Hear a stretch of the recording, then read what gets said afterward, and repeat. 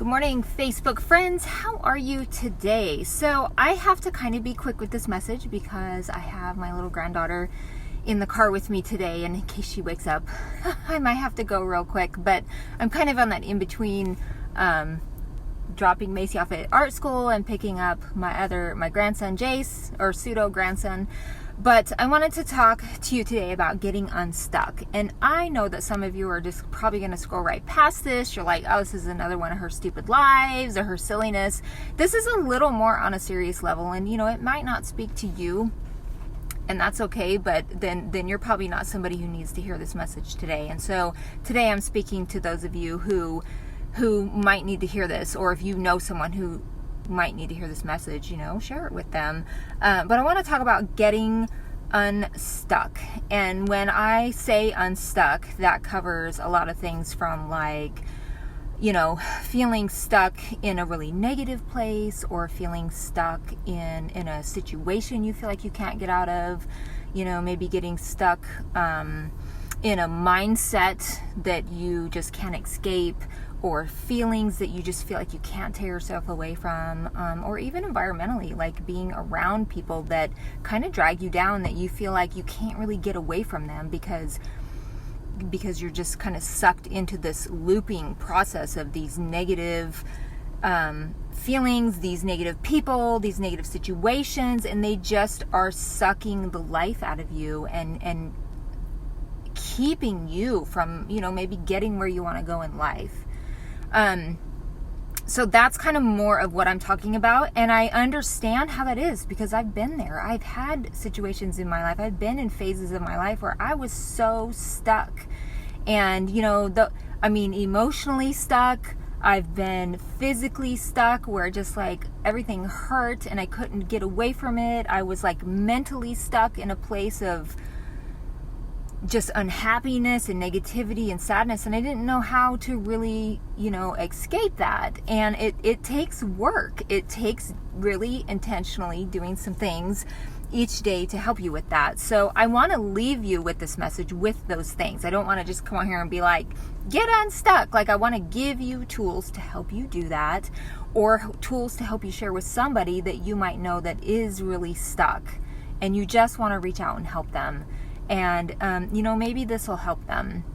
So I've got 4 things I want to share with you. You may want to write it down, or if somebody wants to bullet point it down in the comment section and help me out, that would be super awesome. So first thing that really helps to get you unstuck is to start your day with something that is going to fill you back up. And so a place that I like to do that every day is with either start with a meditation, maybe do prayer if that works for you. I like to do daily devotions. It just sort of connects me, puts me in the right place for the day, and connects my heart and my head, with in the right place. Some people really like to start their day with journaling. So maybe start journaling, just how you feel and the things you want in life, and write it down into how, you want to see your life to be. Write those journals. Also doing daily affirmations, just writing down something nice about yourself. I think the first part of getting out of particularly the emotional and mental looping of that negativity and that stuck feeling is that we keep repeatedly telling ourselves the same things. We say the same language to ourselves, and those same things about ourselves that are negative, just out of feeling, maybe we were told those things, and so it becomes our voice to ourselves. So start by changing that voice and write an affirmation every day. Even if you have to pull it out from the pit of your stomach because you can't find anything nice to say, find it, make yourself write down something nice about yourself, and change the self-talk that loops through your head every day. That's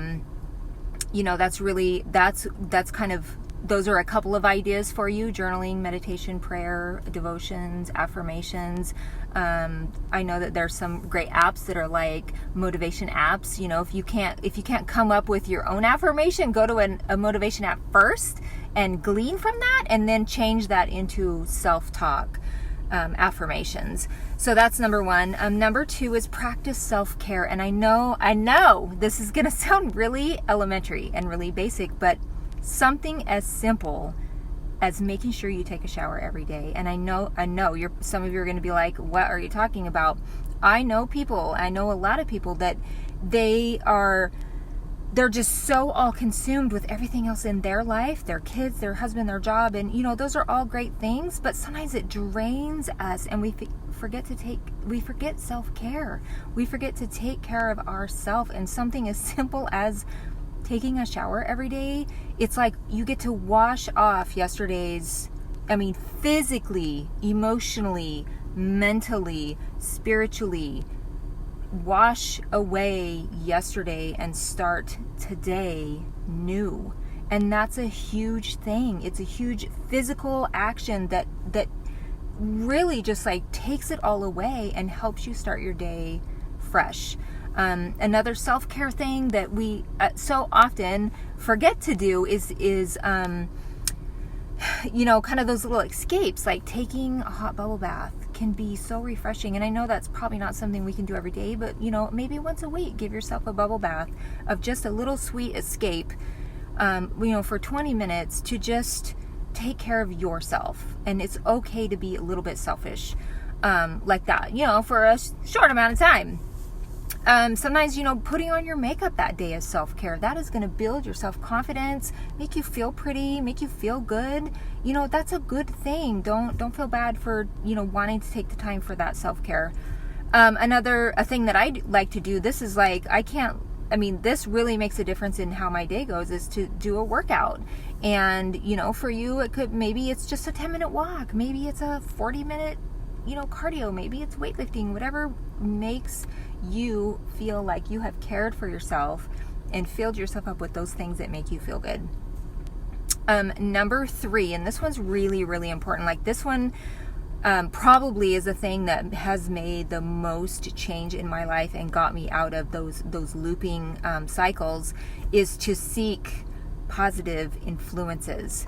And those can be in the form of maybe a recovery group. Maybe what you're looping right now is an addiction problem, or any addiction, actually, any type of stronghold that has something that has a stronghold on you that is keeping you in a place that's making you unhappy and miserable, and it's quite frankly destroying your life.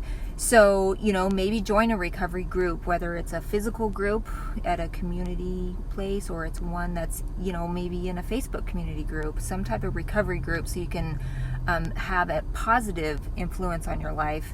Other positive influences are books are great.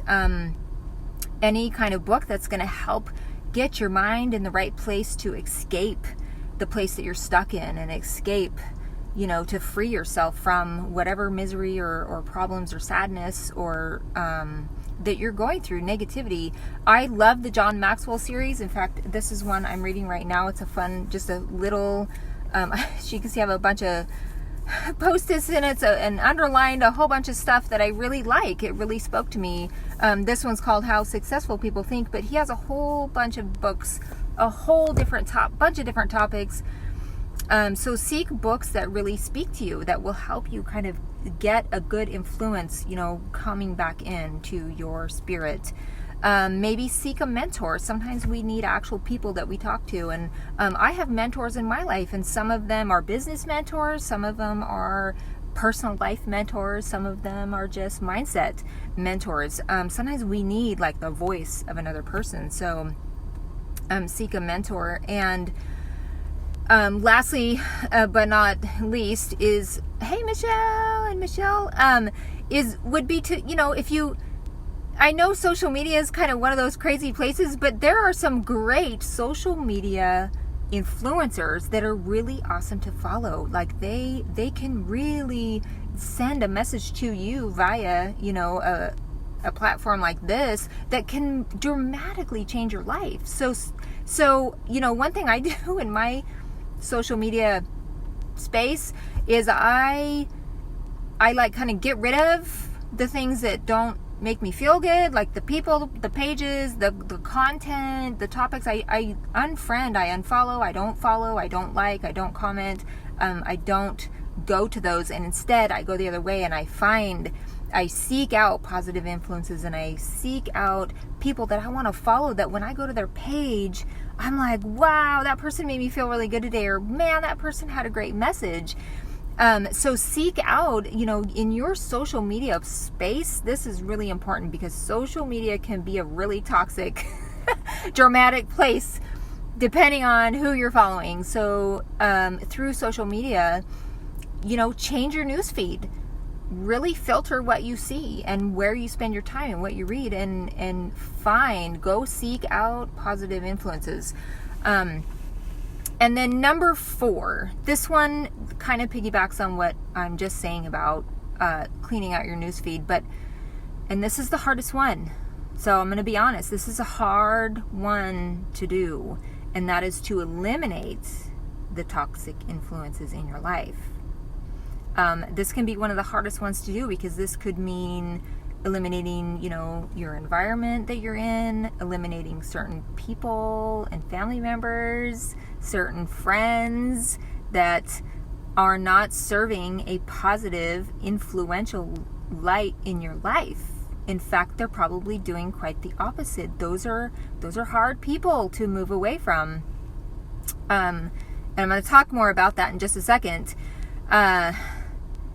And change your self-talk, like in number 1, change the self-talk that you loop through your brain and the things that you say to yourself, and eliminate saying negative things about yourself. It kind of comes down to, like, if you can't say something nice, don't say anything at all. Or I always kind of look at it as, would I say what I'm about to say about myself to my very, very best friend that I absolutely love in the whole entire world? Would I say that to them? And 99% of people, if you ask them that, they would be like, oh my God, no, I would never say that to my best friend. Then don't say it to yourself, because you, of all people, should not say it to you, especially if you have been subjected to other people saying it to you. So really make a conscious effort to change the self-talk that you use, and eliminate any kind of negative words or any kind of negative statements about yourself. Always turn it back around to something positive. And so that's number 4. But I kind of want you guys to notice why I put these in that particular order, because you would tend to think, well, wouldn't we want to eliminate everything first and then start feeling, up with all these positive things? Actually, no, you don't. Because it's really, really hard to eliminate people and environments and that self-talk. It's really, really hard to do that first, because those are things sometimes that are really comfortable, and we're really attached, and we're really intimate with those things, and it's really, really hard to do that step first. But if you could do the first 3 things that I mentioned, you basically kind of arm yourself with a confidence, and you arm yourself with a positivity, and you can posture yourself in a way to have conversations with people, or to step away from an environment. You can have like the confidence to make those changes, because you first need to fill yourself up with it. You need to fill yourself with the strength and the spine, if you will, the positivity, and that knowing that you've got that influence already in place. Like you've found your affirmations, you've done your self-care, you have a mentor, an influencer that is kind of got your back. And then when you do have to make those kind of purge changes, you can have the ability to do that. So that's why I'm saying, the 1 through 3 first needs to happen until you get to the 4th step. And this goes for, the spiritual, your spirituality, and also the worldly. It's hard. The enemy wants to keep us in those strongholds. The more that enemy, whether it's the spiritual enemy or the worldly enemies, when they can keep you in those strongholds, they can control you and they can keep you with them because that's where they want to be. And that's kind of a control thing. And so we need to have ourselves armed with strength in our head, strength in our heart, strength in our emotions, to be able to break free of those strongholds and those negativities and those people and those environments and those situations and those thoughts that keep us looping in that place.